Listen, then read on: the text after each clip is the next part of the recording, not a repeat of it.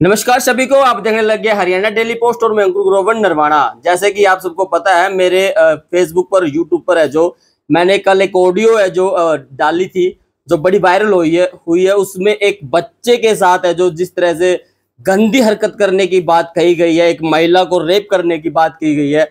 तो वो पूरा का पूरा परिवार है, जो जींदगा ही परिवार है, वो आज मेरे सामने इस फ्रेम में आप देख सकते हैं। यही वो बच्चा है जिसके साथ वो कॉल रिकॉर्डिंग है जो आपने देखी है सोशल मीडिया पर। वो इनसे ही है जो बात की गई है। ये इनकी मामा जी हैं और ये इनके पिताजी हैं। और बहुत सी चीजें जो निकल कर सामने आई है। एक स्कूल का नाम बताया गया है जिसमें जातिवाद का इतना बड़ा जहर घोला जा रहा है। Doctor B.R. अम्बेडकर साहब जो मानते हैं जिनको लोग, उनके लिए भी एक दुख की बात है। उन पर भी है जो कटाक्ष किया जाता है इस स्कूल के अंदर। और बहुत सी ऐसी चीजें सामने निकल कर आई है। इस वीडियो में आप बने रहिएगा लास्ट तक। सारा जो मैटर है वो जानने की कोशिश करेंगे कि आखिर ये मसला है क्या है और ये कब से ये सिलसिला चला हुआ है। हाँ जी, एक ऑडियो है जो वायरल हो रहा है जी, बताएंगे जी वो ऑडियो के बारे में। और क्या ये वही बच्चा है जिसको जो गाली दी जा रही है इस ऑडियो में? जी, ये वही लड़का है। इसका नाम जानशु चौहान है।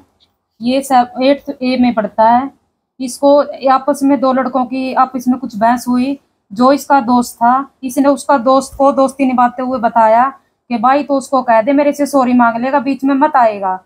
मेरे लड़के ने ये बात बोली उसको, और वो उसको पापा को उसने वो बात बता दी। उसके लड़के ने मेरे लड़कों को रात को कॉल किया करीब 8-9 बजे के। तो मेरे लड़के को उसने गाली गलौच, चूड़ा, चमार, भंगी, शेड्यूल कास्ट आदि प्रकार की जाति दी। माँ बाप को नंगा करने की, बाप को मारने की धमकी थी, बाप को नौकरी से हटवाने की धमकी थी, लड़के को पोस्को एक्ट और इसका जेंडर चेंज करने की बात की है। जो ऑडियो में वो बातें हुई थी वो इस बच्चे के साथ हुई इस बच्चे के साथ हुई थी जी। बेटा आपका क्या नाम है? जानशु चौहान। जानशु चौहान। अच्छा, आपको पता है एक ऑडियो वायरल हो रहा है? हाँ जी अंकल। उसमें आप ही हो? हाँ जी अंकल। वो जो अंकल जो गालियां दे रहे हैं वो आपको ही दे रहे हैं? हाँ जी अंकल। बताएंगे क्या कुछ हुआ था उस दिन? क्या अंकल बात जी, थी? जो 2 बच्चों की लड़ाई हुई थी स्कूल में, तो एक मेरा दोस्त है जीवांश। मैंने उसको कहा कि भाई तू उससे सॉरी मांग ले, वरना वो उसका कोई बड़ा भाई अंश लोहान है, मैंने उसको ऐसे कहा। तो करीब 8-9 बजे उसका फोन आता है कि एक बार मेरे पापा से बात कर ले। तो उसके पापा मुझे गालियां देने लग गए। तो फिर मैं उसके पापा से सॉरी मांगने लगे। नहीं अंकल कुछ नहीं होता। वो मुझे स्कूल के बाहर नंगा करने की धमकी दे रहा था और कह रहा था कि 25 बंदे आएंगे स्कूल के बाहर, आज जियो उस तेरे अंश लोहान को भी ले आइयो। तो ये सारी बात आपके साथ हुई थी? हाँ जी अंकल। ठीक है। अच्छा, एक वो टीचर का भी नाम ले रहे हैं? हाँ जी अंकल। हरिओम का दोस्त है जो गाली दे रहा है? हरिओम कौशिक। हरिओम कौशिक, वो उसका क्या रोल है इसमें? वो हमारे स्कूल के सुपरवाइजर है। वो हमारे स्कूल में हमको अन्य प्रकार की जाति सूचक गाली देते हैं, जैसे तू चूड़ा है, तेरी औकात नहीं है इस पढ़ने की। और उस लड़के के पापा के दोस्त है जो स्कूल के बाहर खड़े होके मुझे मारने की धमकियां देते थे। एक दिन मेरे दोस्तों ने मुझे परना उड़ाकर वापस से ले जाया कि तू रहने दे, ये तेरे मारेंगे। और मेरे ऑटो वाले ने भी देखा है। तो आपने कभी घर बताया नहीं आपके साथ स्कूल के अंदर ये हो रहा है? वो हम मुझे ऐसे कहते थे कि रिकॉर्डिंग डिलीट कर दे, अगर तू नहीं करेगा तो तुझे बाहर नंगा करूंगा और तेरे पापा को नौकरी से हटवाऊंगा। कौन सी रिकॉर्डिंग की बात कर रहे हैं? जो फोन में धमकी दे रहे थे, उस रिकॉर्डिंग की। कैसे पता चला कि आपने रिकॉर्डिंग कर रखी है? नहीं, जो उसने गाली दी है ना, उसकी वजह से वो कहता था कि रिकॉर्डिंग डिलीट कर दियो वरना तेरे माँ बाप को मारेंगे हम। वो अंकल कहता था? हाँ। क्या नाम है उस अंकल का? दीपक शर्मा। और उसकी लड़की भी क्राइस्ट राजा कॉन्वेंट स्कूल में पढ़ती है जो नरवाना रोड पे है। उसका और एक लड़का है दीक्षांत, जो उनका कुछ चैटिंग वगैरह पकड़ी गई है और उसमें मेरा नाम धक्के से बीच में आया गया ताकि मुझे स्कूल से निकाल दिया जाए।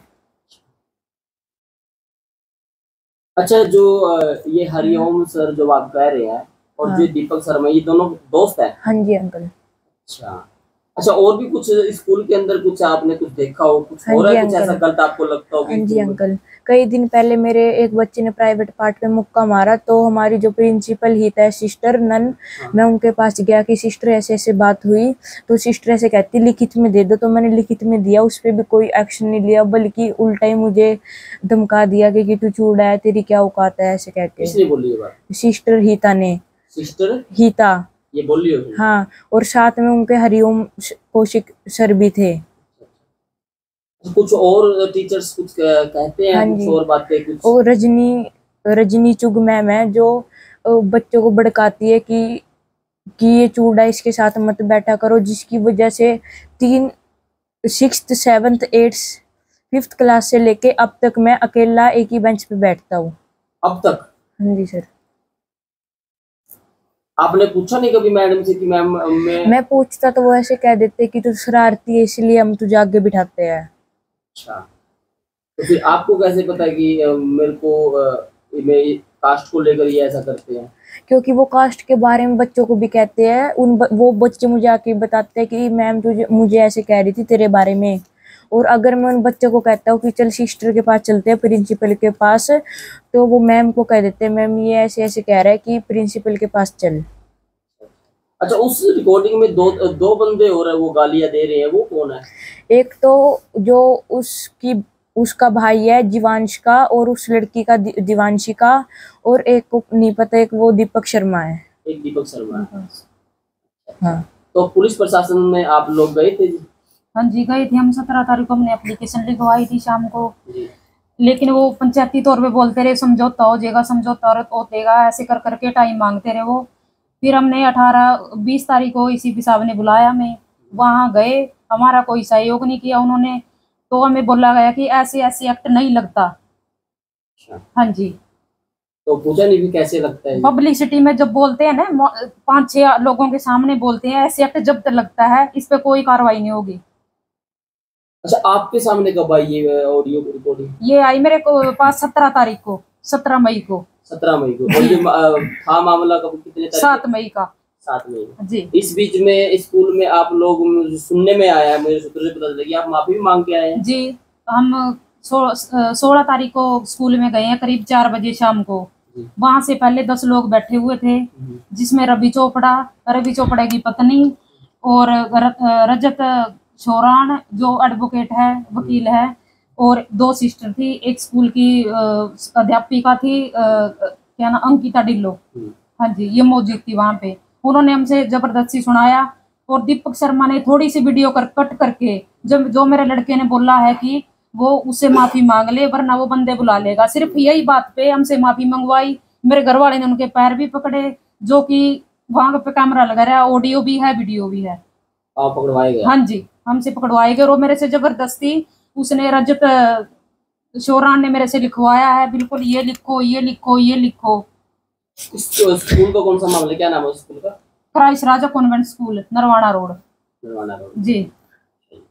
तो अभी सर आप इनके पिताजी जी, तो क्या कुछ अभी चल रहा है इस मामले में? जैसे कि बता रहे हैं कि बच्चे को जाति सूचक वहाँ पर गालियां दी जा रही, इसको बुली किया गया है, कभी आपको बताया नहीं बेटे ने? जी, एक बार बताया था इसने कि पापा ये तिलक लगा के जाने लग गया स्कूल में। अच्छा। तो मैंने पूछा बेटा ये क्या है, स्कूल में ऐसे नहीं चलता, क्योंकि मैं भी सर एक टीचर हूँ, तो स्कूल की कुछ वो होती है। तो नहीं पापा वो हरिओम सर बोलते हैं। मैं बेटा क्या बोलते हैं? अगले उन्होंने बोला कि तुम किस किस चीज को मानते हो, किस देवता को मानते हो? सर इसने बोला कि हम तो अम्बेडकर को मानते हैं। तो उसने मेरे को कान पकड़ के कहा कि कल तिलक लगा के आना और जय श्री राम बोल लेकर, ना कि अम्बेडकर को। बेटा ऐसे हुआ था? हाँ जी अंकल, मुझे एक्टिविटी रूम में बुलाया गया था जहाँ पे हरिओम सर बैठते हैं। क्या कहा था हरिओम ने? हरिओम सर ने ऐसे कहा था कि तुम किसको मानते हो? मैंने कहा कि हम लगभग सारे भगवानों को मानते हैं। तो ऐसे कहा कि खास किसको मानते हो? मैंने कहा हम भीम जी को मानते हैं। तो उन्होंने कहा कि मतलब ऐसे कान खींच कर ऐसे ऐसे करके कि कल से तुझे तिलक लगा के आना है। और मेरे से अगर कोई बात हो, एक दिन मैं रात को उठ के चला गया, मतलब नींदों में, तो मेरे पापा हरिओम सर के पास गए कि कोई बात तो नहीं है, मेरा लड़का ऐसे ऐसे डरता है। तो अगले दिन ही उन्होंने मेरे पे प्रेशर बना के ऐसे लिखवा लिया कि मैं साइको हूँ और मेरा इलाज जिंदल हॉस्पिटल से चल रहा है। और फिर मैंने पूछा कि ऐसा क्यों लिखवाया गया, तो वो मुझे ऐसे कहते कि वो तुझे स्कूल से हटा देंगे अगर तूने ज्यादा वो सवाल जवाब किए तो ये सिलसिला बच्चा आप देख रहे हैं कब से चल रहा है? आपको कब से लग रहा है कि बच्चा डरा हुआ है, सहमा हुआ है? कब से आपको महसूस हुआ? शक नहीं हुआ आपको कभी भी? जी मुझे पूरा शक हुआ, लगभग 6 घंटे पहले मेरा बेटे ने खाना तोड़ दिया ही। बिल्कुल ऐसा नहीं, प्लीज। मैं सारी इसको जबरदस्ती खाना खिलाता, ये बोलता पापा नहीं खाना। बिल्कुल मैं स्कूल जाता, हमसे प्रिंसिपल भी नहीं मिलती, हमें कोई रिस्पॉन्स नहीं दिया जाता स्कूल में बिल्कुल भी। मैं टीचरों के घर जाता, उनसे पूछता, लेकिन टीचर वहाँ बिल्कुल प्रेशर में है हरिओम के और प्रिंसिपल के। वो कुछ बातें हमें बताते, कुछ नहीं बताते। तो मैं हरिओम के घर भी 3 बार गया, मैंने उससे पाँव पकड़े से इंटेलिजेंट है, ठीक है। तो वो कहता नहीं ऐसा कुछ नहीं है, ऐसा कुछ नहीं है, आप खुद टीचर हो, सोचो। तो मैं भी ये सोचा था चलो कोई बात नहीं। तो बच्चे से भी मैंने काउंसलिंग की एक टीचर होने के नाते, लेकिन मुझे कुछ मिला नहीं। मैं ऐसा कोई बात मैं पकड़ नहीं सका अपने बच्चे की।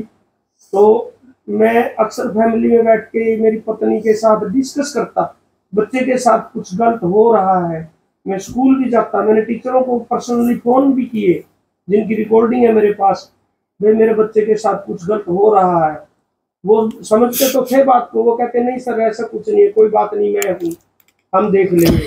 मुझे अक्सर ऐसा बोला जाता था, क्लास इंचार्ज से मैं अक्सर बात करता था। सर अभी क्या चल रहा है अभी इस मामले में?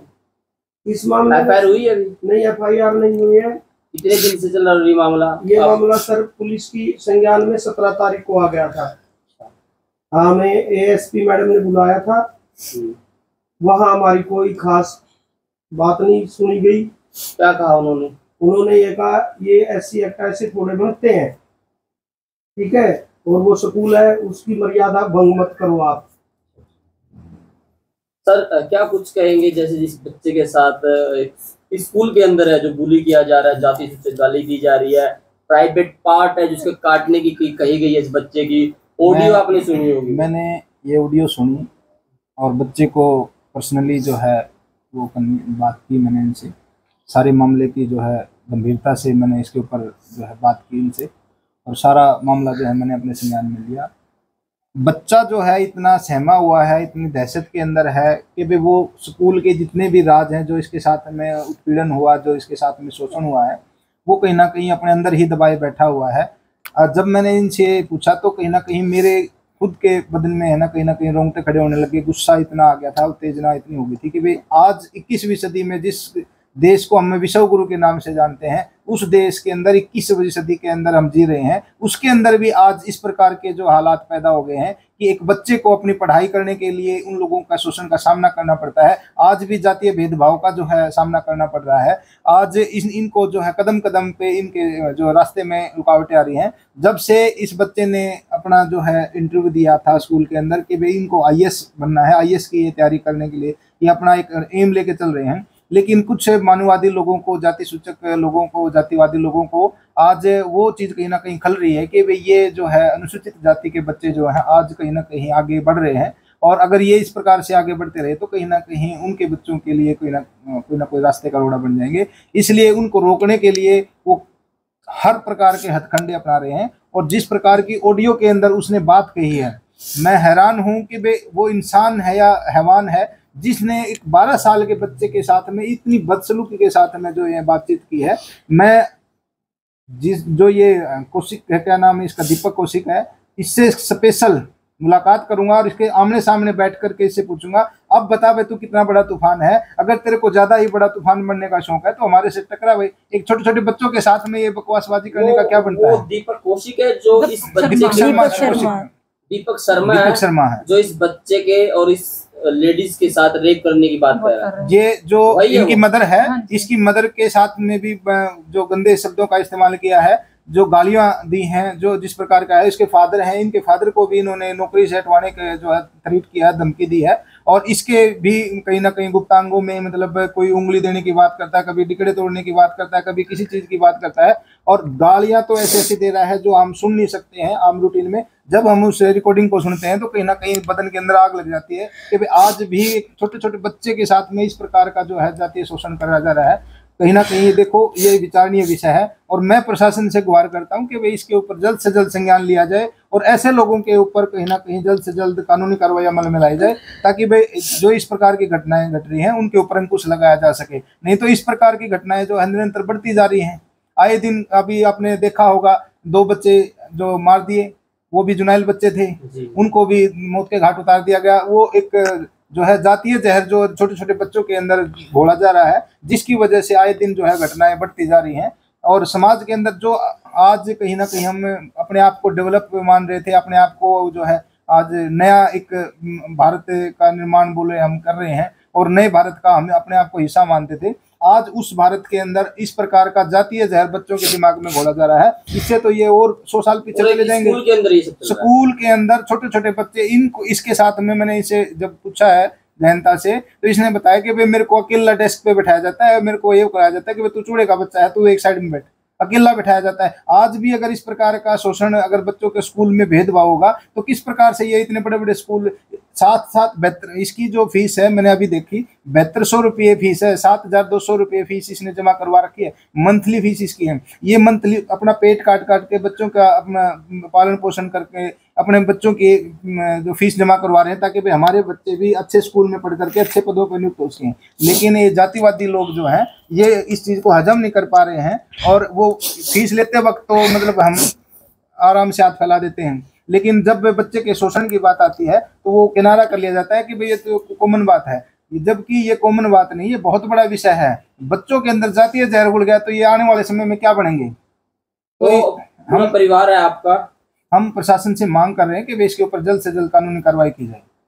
सर आपकी बात मानिए कि स्कूल के अंदर है जो जातिवाद होता है, लेकिन जो दीपक शर्मा है उसके साथ इनका क्या ताल्लुकात है, उसने क्यों गालियां दी है? दीपक के शर्मा के साथ में इसका कोई ताल्लुकात नहीं था। उसका लड़का पढ़ता है इनके साथ। दीपक शर्मा की जो है लड़की वहाँ पे स्कूल के अंदर पढ़ती है, जिस वजह से उसका जो है वहाँ पे कनेक्शन बनता है। एक इसका फ्रेंड है जो इसका क्लासमेट है, उसके साथ में जो इसकी अच्छी दोस्ती थी, उसको इसने फ़ोन करके कुछ बात थी, किसी का डिस्प्यूट था, उसको लेकर के इसको समझाया था कि भाई हम पढ़ने लिखने वाले बच्चे हैं, हमें इन मामलों में नहीं पढ़ना है, आप उनसे दूर रहो, आप उनसे माफ़ी मांग लो, अगर कोई मामला है तो उसको सॉल्व आउट कर लो, हमें पढ़ना है और इन मामलों में नहीं बढ़ना है। और मेरे मम्मी पापा इस चीज़ को अलाउ नहीं करते और भाई मेरे को फलाने बच्चे ने ये बात कही है। इसने कोई गलत इंटेंशन से फ़ोन नहीं किया था उसके पास में, उसने सिर्फ और सिर्फ उसको अपने एक दोस्ती का फ़र्ज निभाने के लिए इसको अपने दोस्त के प्यार में उसके पास में फ़ोन किया था कि भाई आप ये इस तरह की चीज़ों में नहीं घुसना, हमने अपना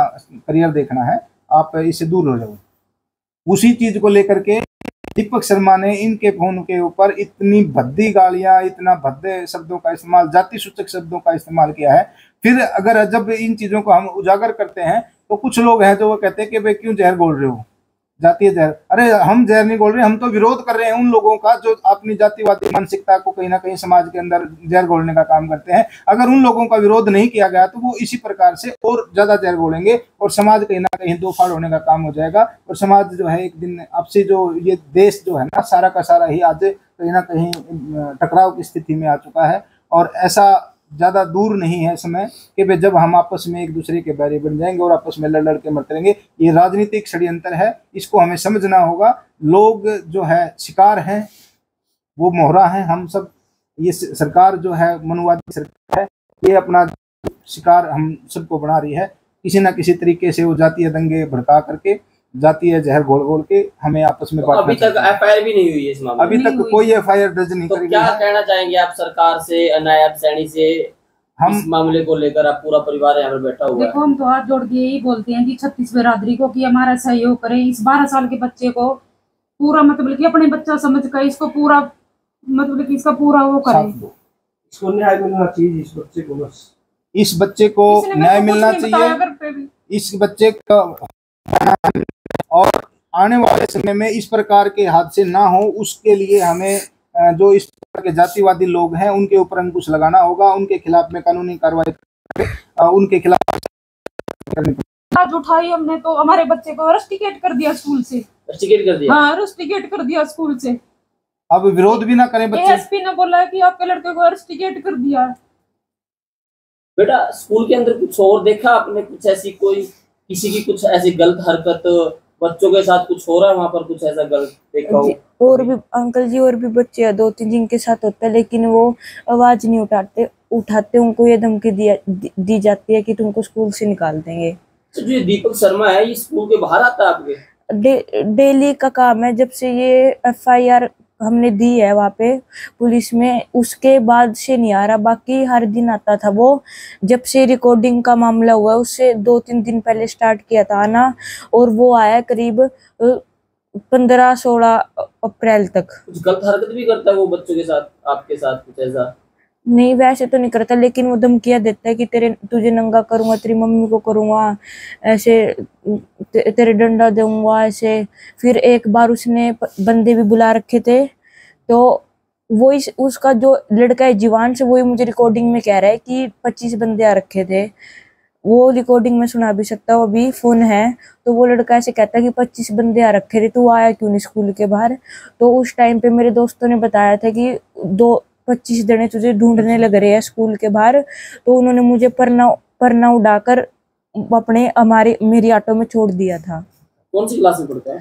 मैं 8th क्लास में पढ़ता हूँ। 8th में मेरे जो क्लास टीचर है वो राजेश्वर सर है। और एक बात बताओ आप, ये जितना भी चलो, ये जो तुम्हारा आपस में चला हुआ झगड़ा, ये सारे तुम एक ही क्लास के बच्चे हो? नहीं, मेरे पापा स्कूल वालों ने मेरा 3 बार सेक्शन चेंज कर रखा है। नहीं मतलब सारे हो तो 8वीं 9वीं क्लास हाँ, के बच्चे? 8th क्लास के, बस एक बच्चा है जो 9th क्लास का है बस। हाँ जी अंकल। ठीक है। अभी किसी का प्रेशर भी आपके ऊपर भाई समझौता करवाने के लिए, इसलिए भाई आप समझौता कर? हाँ जी, चारों तरफ से आ रहा है, मैं समझौता कर लो, समझौता कर लो, लेकिन हम नहीं करे समझौता। में लड़ाई लड़नी है, चाहे कहीं तक लड़नी पड़े। हमें अपने बच्चों को इंसाफ दिलवाना। वो एक लेडीज को नंगा करने की बात कर रहा है, पूरे समाज की लेडीज हैं, क्या एक ऐसी समाज की लेडीज को नंगा करेगा? वो पूरी लेडीजों ने मिलकर आवाज उठानी चाहिए। नंगा करने की बात कर रहा है। आज ये मेरे बच्चे के साथ कर रहा है, मेरे साथ करे, कल किसी और दूसरे के साथ करेगा। ये अगर ऐसी गैर मानसिकता वाले लोग और ऐसी बात अगर कोई जो है एक साधारण व्यक्ति करता, एक अनपढ़ गवार आदमी करता, तो हम कहीं ना कहीं उसको ये मान सकते थे कि भाई इसकी मानसिकता इतनी नहीं है कि भाई इसको समझ नहीं है सही गलत की। एक डॉक्टर है, उसने अपना क्लिनिक खोला हुआ है, आए दिन समाज के अंदर रह रहा है, समाज दिन लोगों को डील कर रहा है। दीपक शर्मा, इसका क्लिनिक है, खुद का क्लिनिक है, प्रकाश शर्मा के नाम से क्लिनिक है इनका। कहाँ पर है? पटियाला चौक जो अपना पुल है, पुल के साइड में क्लिनिक है उसका। वहां पे उन लोगों से डील करता है, समाज के अंदर रह रहा है, एक पढ़ा लिखा व्यक्ति है। वो अगर इतनी गिरी हुई मानसिकता रखता है तो आप कल्पना कर सकते हो कि भाई आम साधारण व्यक्ति कहाँ तक बच पाएगा उसे। तो मैं तो आप लोगों के माध्यम से प्रशासन से भी अपील करता हूँ और जनता से भी अपील करता हूँ कि ऐसे लोगों के खिलाफ में सख्त से सख्त कदम उठाना पड़ेगा, ताकि वे इस प्रकार की घटनाओं के ऊपर अंकुश लगाया जा सके। अभी तक एफआईआर भी नहीं हुई है? अभी तक एफआईआर दर्ज नहीं हुई है, सिर्फ और सिर्फ आश्वासन चल रहे हैं, एक ढकोसला बना रखा है ताकि वे कहीं ना कहीं परेशान होकर के ये अपने आप ही कॉम्प्रोमाइज की तरफ चले जाएं और ये मामला यहीं की यहीं रफा दफा हो जाए। जबकि ये स्कूल जो है, ये स्कूल का ही सारा का सारा जो है खेला हुआ खेल है। स्कूल उनको प्रोटेक्ट कर रहा है, स्कूल की तरफ से उनका पूरा जो बचाव किया जा रहा है ताकि वे उनका स्कूल की बदनामी ना हो। और स्कूल, अगर ये स्कूल नहीं है, ये जातिवादी जो जहर घोलने का एक अड्डा बन चुका है। ये इतना बड़ा स्कूल होने के बावजूद, इतने पढ़े लिखा, शहर का सबसे टॉप स्कूल माना जाता है इसको, इसके अंदर अगर इस प्रकार का जातीय भेदभाव किया जाता है तो आम स्कूलों की आप कल्पना करो कि वो किस स्तर तक जा चुके होंगे। तो मैं तो आप लोगों के चैनल के माध्यम से सभी से अपील करता हूं कि ऐसे लोगों का जहां तक उसके विरोध करो और उनको समाज के सामने लेके आओ, और प्रशासन से अपील करते हैं कि सख्त से सख्त कानूनी कार्रवाई अमल में लाओ। कार्रवाई नहीं हो पा रही है तो आप अगला कदम क्या रहेगा? अगर हम जो समय दिया हुआ हमारे को, हम उस समय तक इंतजार कर रहे हैं, नहीं तो अगर हमारे अल्टीमेटम तक अगर इस पे कार्रवाई नहीं होती है तो हम बड़े से बड़े प्रोटेस्ट के लिए तैयार हैं, बड़ी से बड़ी कुर्बानी के लिए तैयार हैं। जहां तक हमें लड़ना पड़ेगा हम वहां तक अपनी लड़ाई लड़ेंगे, लेकिन हमारे कदम पीछे नहीं हटेंगे। बेटा आप कुछ कहना चाह रहे हैं? यहाँ पे जो ये रिकॉर्डिंग जो शेयर हुई है फेसबुक यूट्यूब पर, उसके अलावा एक और रिकॉर्डिंग है जो 3 मिनट की है, जिसमें एक लड़की और एक लड़का बात कर रहा है मेरे से। जो वो एक लड़का तो जीवांश है और एक लड़की रूहानी है। उसके अलावा उस रिकॉर्डिंग के अलावा एक और रिकॉर्डिंग है जिसमें